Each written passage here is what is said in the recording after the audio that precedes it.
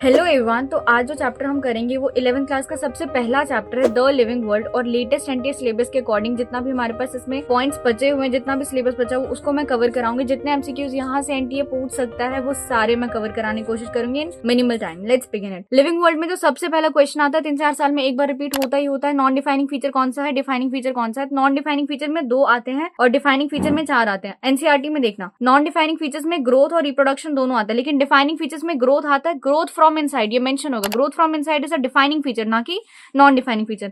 Second है metabolism. Metabolism का तो कोई एक्सेप्शन है ही नहीं, without any exception metabolism defining feature है। सेलुलर ऑर्गेनिज्म और ऑर्गेनाइजेशन और कॉन्शियसनेस, ये 3 तो सबसे ज्यादा इंपॉर्टेंट है। मेटाबॉलिज्म, सेलुलर ऑर्गेनाइजेशन से कॉन्शियसनेस, ये डिफाइनिंग फीचर्स है। और अगर ग्रोथ फ्रॉम इनसाइड दे दे तो ये भी डिफाइनिंग फीचर है। अगर ग्रोथ दे दे, सिर्फ ग्रोथ दे दे, that is a non defining feature. ठीक है, अब ग्रोथ में बात करते हैं तो increase in body mass, 2 characters होते हैं, increase in mass, increase in number, common सी बात है। सेल डिविजन से भी ऑर्गेनिजम्स जो है वो ग्रोथ करते हैं, तो मल्टी सेल ऑर्गेनिजम्स जो है सेल डिवीजन से ग्रोथ करते हैं, जबकि यूनिसेल ऑर्गेनिजम्स भी ग्रो करते हैं। अगर हम देखिए प्लांट्स में growth through out the life होता है, एनिमल्स में सर्टेन एज तक ही होता है। एक और चीज की यूनिसेल ऑर्गेनिज्म में जो ग्रोथ होता है उसको हम इन विट्रो मतलब कि बाहर, बॉडी के बाहर भी देख सकते हैं और इसको हम काउंट कर सकते हैं simply counting the number of cells. जितने यूनिसेलुलर ऑर्गेनिजम्स है, मतलब जितने नंबर ऑफ सेल्स है उतने हम बोलेंगे नंबर ऑफ ऑर्गेनिजम्स है। एक पॉइंट, हायर एनिमल्स और प्लांट्स में ग्रोथ और रिप्रोडक्शन म्यूचुअली एक्सक्लूसिव है। हायर एनिमल्स और प्लांट्स में जो ग्रोथ है और रिप्रोडक्शन है दोनों अलग अलग बातें हैं, जबकि जो लोअर प्लांट्स है, एनिमल्स है, या फिर जो लोअर यूनिसेलुलर ऑर्गेनिजम्स है उसमें ग्रोथ और रिप्रोडक्शन दोनों सेम बात है। अब अगर हम रिप्रोडक्शन की बात करें, रिप्रोडक्शन मल्टीसेलुलर ऑर्गेनिजम्स में प्रोजेनी के प्रोडक्शन से होता है, सेक्सुअल रिप्रोडक्शन होता है, जबकि यूनिसेलुलर ऑर्गेनिज्म जैसे कि बैक्टीरिया, यूनिसेलुलर एल्गी, अमीबा, इन सब में भी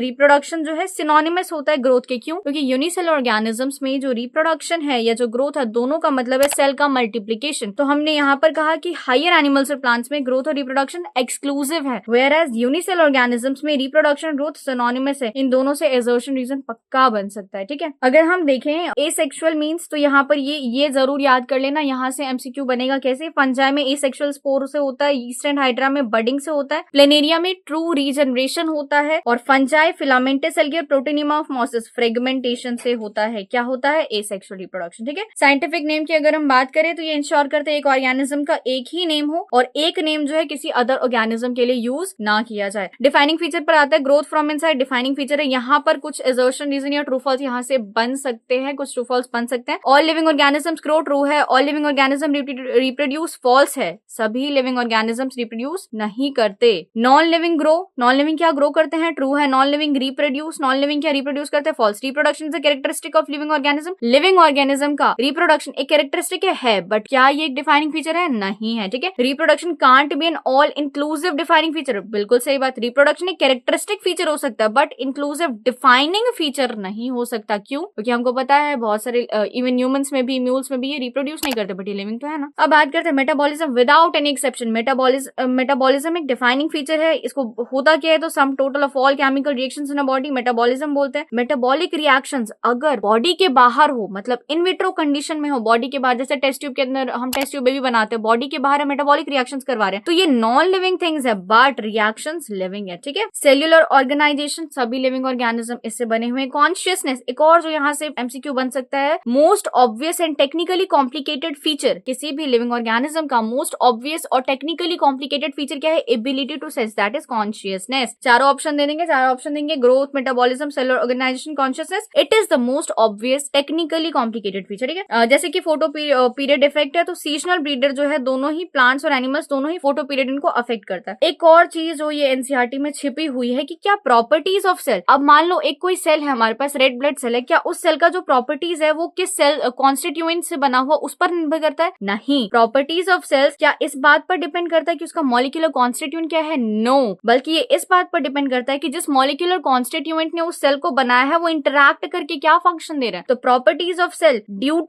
to interaction among molecular components. एक क्वेश्चन जो एनसीईआरटी में छिपा हुआ है, यहाँ से अभी तक क्वेश्चन है लेकिन डेफिनेटली आएगा। प्रॉपर्टीज ऑफ सेल, एक सेल का प्रॉपर्टी किस में प्रेजेंट होता है? क्या सेल जिस कॉन्स्टिट्यूएंट से बना हुआ है, मॉलिक्यूलर कॉन्स्टिट्यूएंट से, उसके कारण उसका प्रॉपर्टीज डिसाइड होता है? नहीं, बल्कि सेल का प्रॉपर्टी डिपेंड करता है कि जो मॉलिक्यूलर कंपोनेंट्स उस सेल को बना रहे हैं वो इंटरैक्ट करके क्या रिजल्ट दे रहे हैं। तो properties of cells are due to interaction among molecular components comprising organelle, not present in the molecular constant. Cell का जो प्रॉपर्टी है मॉलिक्यूलर कांस्टिट्यूएंट में प्रेजेंट नहीं होता, बल्कि मॉलिक्यूलर कांस्टेंट कॉन्स्टिट्यूएंट्स क्या इंटरैक्ट करके बना रहे हैं वो सेल की प्रॉपर्टी को डिफाइन करता है। सेम प्रॉपर्टीज ऑफ टिश्यू, क्या टिश्यू का प्रॉपर्टी सेल कॉन्स्टिट्यूएंट्स के अंदर प्रेजेंट होता है? नहीं, जबकि हमें पता है सेल्स टिश्यू को बनाते हैं, बट क्या टिश्यू का प्रॉपर्टी सेल कॉन्स्टिट्यूएंट्स के अंदर प्रेजेंट होता है? नो, बल्कि टिश्यू का जो प्रॉपर्टी है वो सेल कॉन्स्टिट्यूएंट्स के बीच में जो इंटरैक्शन है, इस वर्ड को ध्यान रखना, इंटरैक्शन डिसाइड करता है। ठीक है, अब इसके बाद human is the only organism aware of himself, NCERT की लाइन है, ट्रू है। कोमा पेशेंट में सेल्फ कॉन्शियस नहीं होता, सही बात है। अब अगर हम बात करें बायोडाइवर्सिटी, बायोडाइवर्सिटी क्या है? नंबर ऑफ स्पीशीज जिनको कि हम जानते हैं और हमने डिस्क्राइब करके 1.7 से 1.8 मिलियन होता है इस चैप्टर के अकॉर्डिंग। नॉमेनक्लेचर पॉसिबल हो पाया है किसके कारण? किसके कारण? किसके कारण? तीन चार ऑप्शन देगा वो, बहुत सारे फीचर, लेकिन एनसीईआरटी कहते हैं आइडेंटिफिकेशन कारण। नॉमेनक्लेचर इज पॉसिबल किसके कारण? आइडेंटिफिकेशन कारण, याद रखना। प्लांट्स में आईसीबीएन बोलते हैं इसको, जिसका फुल फॉर्म है international code for botanical nomenclature. Animals के लिए आईसीजेडएन होता है, international code of zoological nomenclature.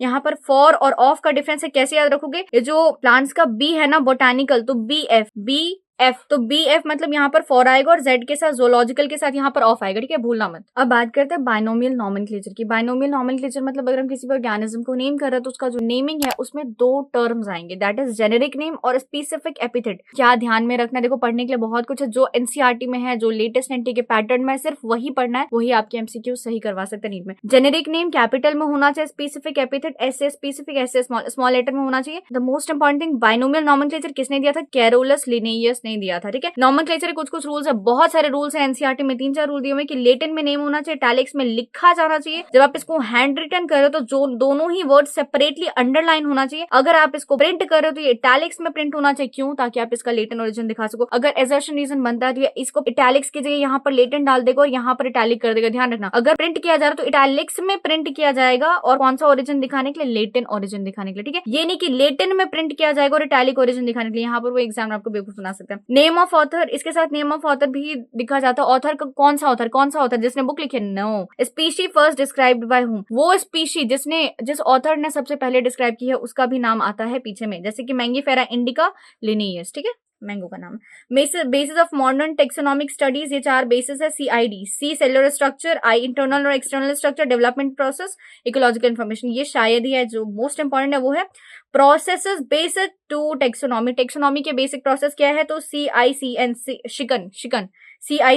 शिकन। तो characterisation, identification, classification, nomenclature. Characterisation पहले है, क्लासिफिकेशन बाद में। कैरेक्टराइज मतलब पहले उसकी कैरेक्टरिस्टिक देखकर उसको कैरेक्टराइज करते हैं, और क्लासिफिकेशन, आइडेंटिफिकेशन कर लेने के बाद हम उसको क्लासिफाई करते हैं, भाई ये इस वाली स्पीशी कैटेगरी में आ रहा है, ये इस वाले फैमिली में आ रहा है। ठीक है, और लास्ट में नॉमेनक्लेचर। सिस्टमैटिक्स क्या होता है? तो टेक्सोनॉमी प्लस में evolutionary history. Systematic, system of nature किसने दिया था? तो लिनेयस ने दिया था। अब एनसीईआरटी में जो है ये एक सीक्वेंस दे रखा है, केपिक ऑफ जीन्स ऐसे याद करना है, kingdom, phylum, class, order, family, genus, species. KP कॉफ जीन्स, केपी या फिर कपिल शर्मा, कपिल जो है कॉफ की जीन्स पहनता है, कैसे याद कर लो। इसमें जो सबसे इंपॉर्टेंट चीज एनसीईआरटी में दे रखी है कि lower taxa more similar characteristic, मतलब जितना नीचे आप जाते जाओगे कैरेक्टरिस्टिक्स उतना ज्यादा सिमिलर होते जाएगी। कैसे याद करोगे? तो ऐसे स्पीसीज ऐसे सिमिलैरिटीज, तो जैसे आप ऊपर से नीचे स्पीसीज की तरफ मूव करोगे वैसे ही सिमिलैरिटीज जो है बढ़ती जाएंगी। तो सेम ऐसा क्वेश्चन बन सकता है, जब हम लोअर से अपर टेक्सॉन की तरफ जाते हैं तो कैरेक्टरिस्टिक्स या सिमिलैरिटीज बढ़ती हैं घटती हैं। तो ऊपर से नीचे आते सिमिलैरिटीज बढ़ती हैं। ठीक है, अब ये मैंने चार्ट जो बनाया हुआ है ये 2-3-4 पेजेस को कंसाइज करके बनाया गया। जब आपको इसको याद करोगे और समझोगे, you will feel it like बहुत ही ज्यादा तगड़ा है। किंगडम देखो, एनिमल क्या है? किंगडम है। उसके अंदर एक आता है कॉर्डेटा, जिसमें कि मेमेलिया एक क्लास है। याद रखना, कॉर्डेटा एक फाइलम है। एक और चीज अब मुझे बतानी थी, फाइलम एनिमल्स के लिए यूज करते हैं, जबकि डिवीजन हम प्लांट्स के लिए यूज करते हैं। ठीक है, कॉर्डेटा एक फाइलम है। मेमेलिया एक क्लास है।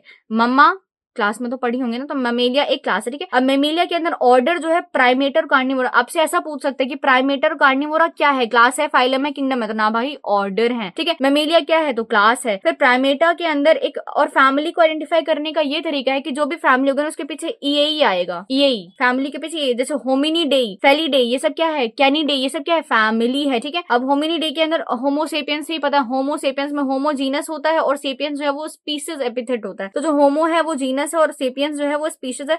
वैसे कार्निवोरा ऑर्डर के अंदर अगर हम देखें फैमिली आती है फेलिडी और कैनिडी। फेलिडी बिल्ली वाली फैमिली होती है, कैनिडी डॉग वाली फैमिली होती है। फेलिडी के अंदर हमारे पास फेलिस आता है, पैंथेरा। फेलिस और पैंथेरा क्या है, जीनस है, याद रखना ये बिल्कुल। ये टेबल जो है ना, अगर क्वेश्चन बनेगा यहीं से बनेगा, 4 नंबर ले जाओगे, इस टेबल को याद कर लिया तो। फेलिस और पैंथेरा ये दोनों जीनस है, ठीक है। और पैंथेरा में हमारे पास लियोपार्डस टिग्रिस ये स्पीसीज है। अगर हम बात करें फैमिली तो एनसीईआरटी में लिखिए फैमिली किस बेसिस पर हम बनाते हैं, on the basis of vegetative and reproductive features family बनाते हैं, ठीक है। अगर हम बात करें पोलीमोनियल्स, पोलीमोनियल्स क्या है, जो एक ऑर्डर है। इस पोलीमोनियल्स को हमने किस बेसिस पर डिवाइड किया है, तो फ्लोरल कैरेक्टर्स के बेसिस पर डिवाइड किया है। कॉन्वलेसी और सोलेनेसी दोनों फैमिली है, ई आर तो फैमिली है। इसके अंदर आता है सोलेनम, पेट्यूनिया, दतुरा और सोलेनम जो है, ये तीनों चीजें जो है जीनस है। और सोलेनम जीनस के अंदर भी ये तीन स्पीशीज आती है, ट्यूबरोसम, न्यूग्रम और मेलेंजीना, ठीक है। एक जो इंपॉर्टेंट क्वेश्चन है, on the basis of aggregate of characters, characters के एग्रीगेट के बेसिस पे हमने किसको उसको डिवाइड कर रखा है, ऑर्डर, क्लास, फाइलम और किंगडम, ठीक है।